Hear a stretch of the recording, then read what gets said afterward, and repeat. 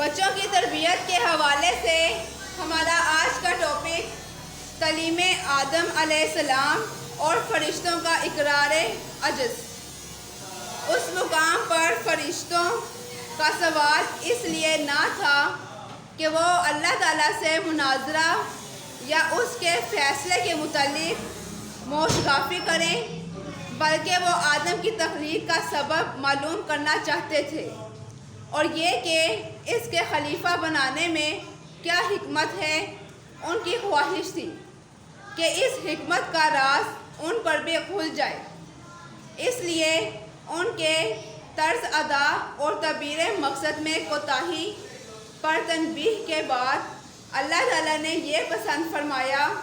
کہ ان کے اس سوال کا جواب، جو بظاہر حضرت آدم علیہ السلام کی تحقیر پر مبنی ہے، عمل و فعل کے ذریعے اس طرح دیا جائے کہ ان کو خود بخود آدم کی برتری اور حکمت الہی کی بلندی اور رفعت کا نہ صرف اعتراف کرنا پڑے، بلکہ اپنی درماندگی اور عجز کا بھی بدیہی طور پر مشاہدہ ہو جائے۔ لہٰذا حضرت آدم علیہ السلام کو اپنی سب سے عظیم المرتبت صفت علم سے نوازا اور